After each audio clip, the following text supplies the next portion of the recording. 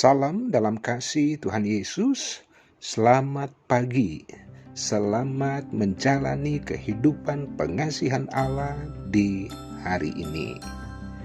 Kita berjumpa lagi melalui renungan harian Toraya, edisi Minggu 11 Desember 2022. Dengan penuh rasa syukur kita tinggikan Allah kita yang selalu melakukan yang terbaik bagi kita. Sebagai rasa syukur kita, tiada henti-hentinya kita berada di sekitar firman Tuhan supaya kehidupan kita pun senantiasa kuat dan kokoh di dalam mengiring Tuhan Yesus. Mari berdoa. Tuhan Yesus, Engkaulah kepala gereja kami. Tuhanlah yang sudah berkarunia bagi kami di hari ini, sehingga diberikan kesempatan untuk menjalani kehidupan pengasihan Allah. Di hari Minggu ini, biarlah umat Tuhan bersama-sama mencari wajah Tuhan lewat peribadahan-peribadahan yang ada. Firman Tuhan di pagi hari ini sudah tersedia. Mari bekerja dengan kuat kuasa Roh Kudus-Mu supaya firman ini mengambil bagian di tengah kehidupan kami, sehingga kehidupan kami adalah kehidupan yang semakin mempermuliakan Allah. Di dalam nama Tuhan Yesus kami berdoa. Amin. Yesaya 29 ayat 17 sampai 24. Keselamatan sesudah penindasan. Bukankah hanya sedikit waktu lagi Libanon akan berubah menjadi kebun buah-buahan dan kebun buah-buahan itu akan dianggap hutan?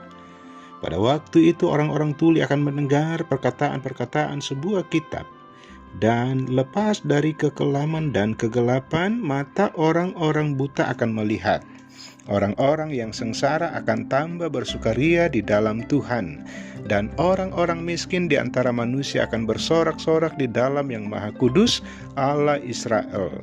Sebab orang yang gagah sombong akan berakhir, dan orang pencemooh akan habis, dan semua orang yang berniat jahat akan dilenyapkan, yaitu mereka yang begitu saja menyatakan seseorang berdosa di dalam suatu perkara, dan yang memasang jerat terhadap orang yang menegur mereka di pintu gerbang, dan yang mendesak orang benar dengan alasan yang tidak-tidak. Sebab itu beginilah firman Tuhan Allah kaum keturunan Yakub, Dia yang telah membebaskan Abraham, mulai sekarang Yakub tidak lagi mendapat malu dan mukanya tidak lagi pucat.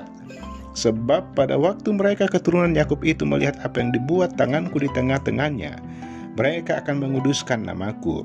Mereka akan menguduskan yang kudus Allah Yakub, dan mereka akan gentar kepada Allah Israel.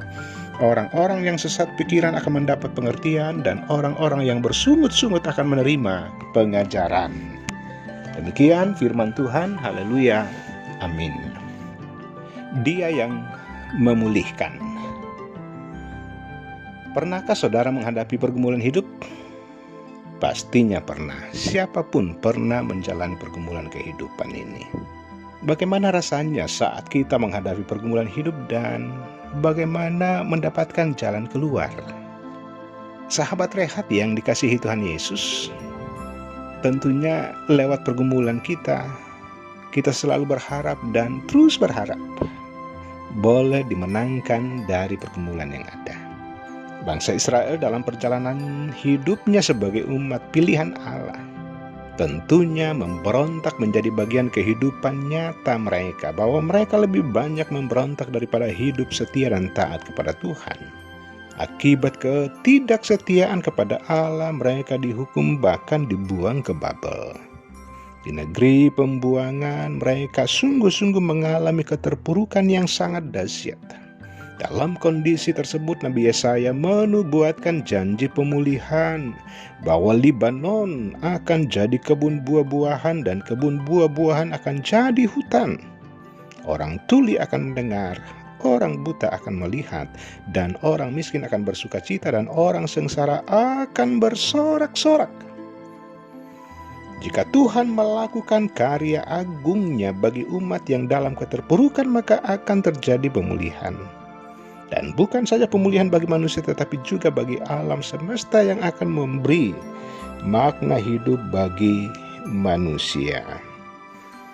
Sahabat rehat, pergumulan dan tantangan hidup boleh saja terjadi, boleh saja kita alami. Karena itu adalah dinamika kehidupan, tidak terpisahkan dari kehidupan ini. Namun dalam iman kita yakin bahwa Allah sang pengendali kehidupan juga tetap setia pada janji kepada umatnya. Dalam kesetiaannya memanggil kita dengan suaranya yang lembut, marilah kepadaku semua yang letih lesu dan berbeban berat. Aku akan memberikan kelegaan kepadamu. Matius 11 ayat 28.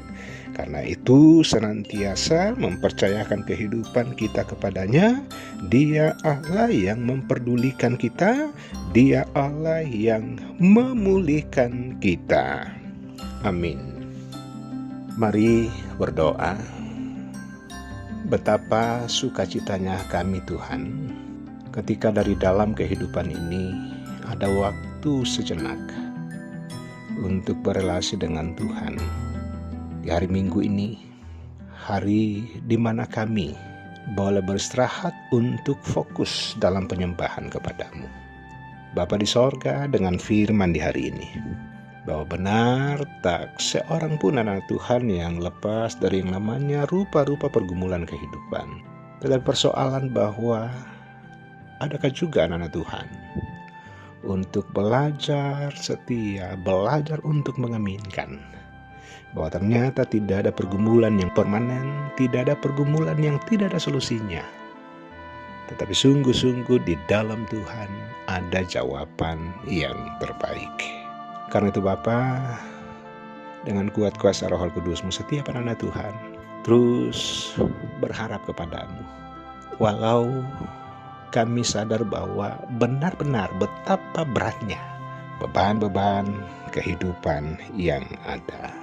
Ya Allah, ya Tuhan kami, berkati umat Tuhan di hari ini dimanapun mereka berada dalam menyelenggarakan peribadahan kepadamu. Bahkan Tuhan keluarga-keluarga kami, kiranya di hari ini juga tidak lupa untuk bersekutu dengan sesama dalam mempermuliakan Tuhan. Bapa di sorga, kawali kehidupan kami seterusnya. Dan ampuni segala dosa keterbatasan kami di dalam nama Tuhan Yesus, Tuhan dan Juru Selamat kami berdoa. Amin. Sahabat rehat, demikian sapaan firman Tuhan di pagi hari ini. Maju terus di dalam Tuhan.